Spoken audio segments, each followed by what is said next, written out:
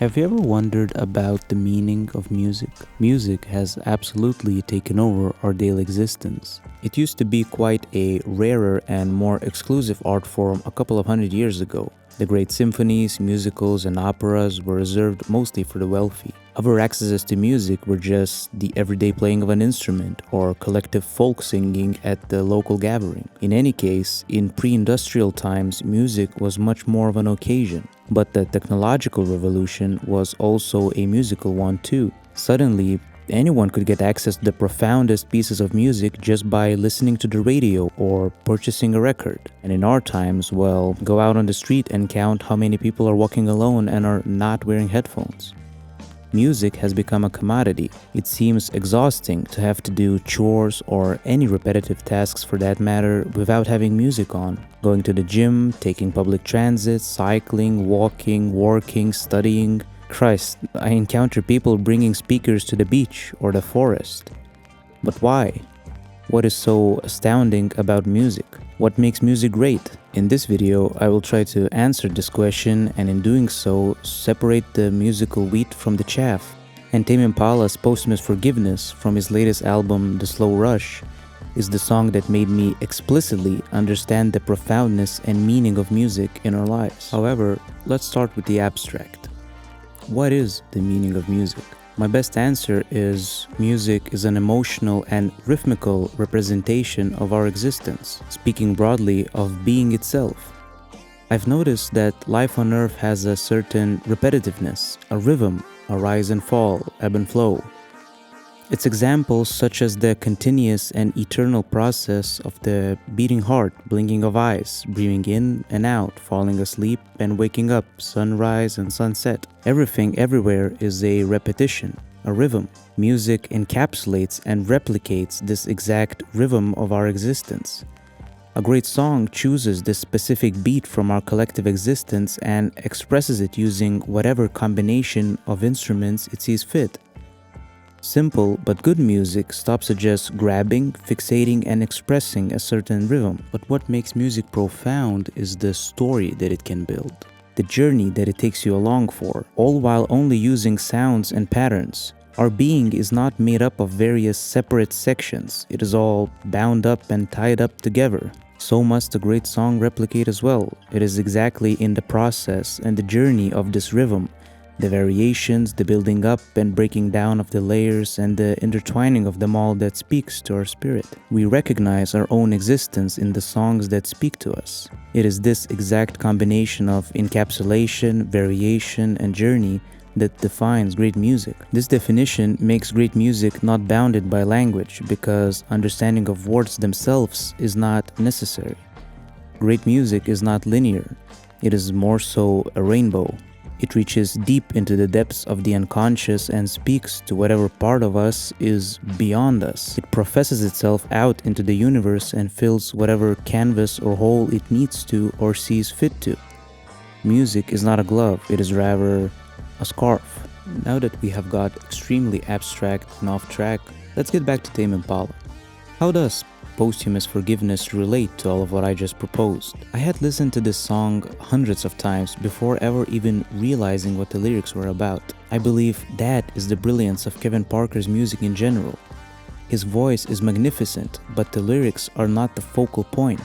Even though he used the energy of an inner battle of forgiving his late father to create this piece, his music transcends the primary meaning that he consciously puts in his songs.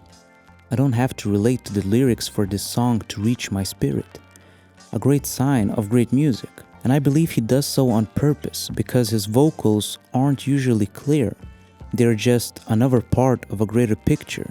His creations are multi-layered and it is exactly in the masterful use and combination of musical tools that Kevin's profoundness and depth manifests itself.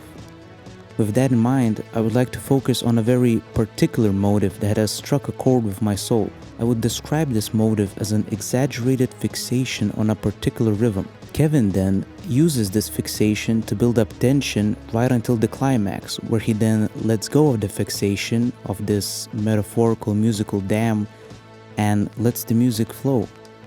This fixation is a very effective tool in Tame Impala songs. A great and very explicit example of this happens in Let It Happen, where the song very dramatically gets stuck on a repeated pattern. Kevin lets this pattern play out to such a point that you might start to get anxiety that the song did get stuck, and then he doesn't let it go entirely. He keeps the pattern going but fades it out behind new instruments, and then finally, climax.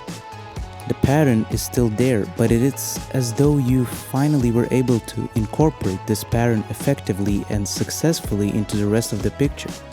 This exact moment is a perfect example of what makes Tame Impala's music great. It is a perfect encapsulation and a sort of metaphor of how it is in our lives. Exactly this feeling of being stuck. Now, there is a very similar motive being done in Posthumous Forgiveness, but I believe it is even more profoundly done than in Let It Happen. I'm going to skip straight to the climax of the song to explain my point. However, throughout the song, this motive, the banging on a door-like drum pattern, is being played in small parts and then continues with regular pattern. It's as though you get these little warnings of quicksand on your path. You're getting stuck in them. Walls come up that you must punch through, but so far they are small enough walls so you only get stuck for a little while. It doesn't consume you yet. In the climax, however, this pattern gets stuck for good, although not so explicitly as in Let It Happen. Let's talk about this part. There are no words being sung in this part, and yet, to me at least, this part speaks wonders. What I envision when the drums start banging is a fight, but a fight with existence itself. You are stuck on something, you're trying to break through a wall, get out of the quicksand, swim out of the abyss. You're banging on a door, you're spinning in circles, frustrated, stuck, yet relentless. You are wrestling with God. I cannot express how relatable this exact feeling I'm trying to describe is. I have felt this feeling and its variations in so many ways and so many times. And then we get to the climax. You wrestle, you spin and punch, and finally, you break through. Peacefulness soothes in. But just for a moment, the music switches up. You're still in this fight, but you've mastered it. You're not spinning out, you're dancing. It is calculated, it is smooth and elegant. You're moving again. It is downhill from here. You're flowing. It's that moment when something finally clicks. That moment when you have been stuck on a thought for ages and you've finally broken through. This encapsulation is phenomenal. This switch up, in my opinion, is on par with the likes of Frank Ocean's Nights. This build-up and climax of a 6-minute song does more than many movies can do in 90 minutes. This downhill from here moment is captured so accurately and it is so satisfying. It is one of those songs that you envy the people that can still hear it for the first time. Kevin Parker has been using this kind of motive since his first album.